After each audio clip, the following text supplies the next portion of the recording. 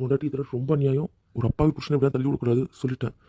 இந்த அப்பாவி புருஷனை தள்ளி விட்ற மனசாட்சி இல்லையா பொண்டாட்டி உனக்கு? ஓ சார் பெர்மிஷன் கேட்டு தான் உள்ளே வருவீங்க. எங்கள் ரூமுக்குள்ளே இருக்கு நீங்கள் பெர்மிஷன் கேட்டு தான் வந்திருக்கீங்க இல்லை? சார் பெர்மிஷன் கேட்டு தான் வருவீங்க அப்படி தானே? சும்மா தாண்டா கேட்டேன். ஏன்னா அடித்தடியில் இருப்பீங்க, சரி வந்து டிஸ்டர்ப் பண்ணுறக்கூடாதுல்ல, அதனால் கேட்டுட்டு உள்ளே வரலான்னு பார்த்தேன்டா. நாங்கள் என்ன அது எப்படிடா நீ இப்படி மாறின? என்னால் நம்பவே முடியலையடா. ஆனால் இது ஒரு நல்ல மாற்றம்டா, ரொம்ப ரொம்ப நல்ல மாற்றம். அம்மா நான் கேட்கலாமா? கேட்கவே இல்லை.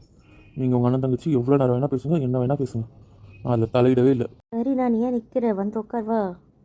எவ்வளோ நேரம் நிற்க போகிறவா? வரேன்டா. தேங்க்ஸ் செல்லக்குட்டி. எதுக்குண்ணா? நிஜமாகவே அவன் இவ்வளோ மாறுமா, இந்த அளவுக்கு மாறி இருப்பான்னு நான் நினைக்கவே இல்லை. அதுவும் இவ்வளோ சீக்கிரம். அதுக்காக ரொம்ப ரொம்ப ரொம்ப தேங்க்ஸ்டா. அவன் வாழ்க்கையில் மாத்திரை போடாமலாம் தூங்கினதே இல்லை. ரொம்ப தேங்க்ஸ்டா. இந்த 8 வருஷத்தில் இந்த மாத்திரையை மறந்துருக்கானா அது இப்போ தான்.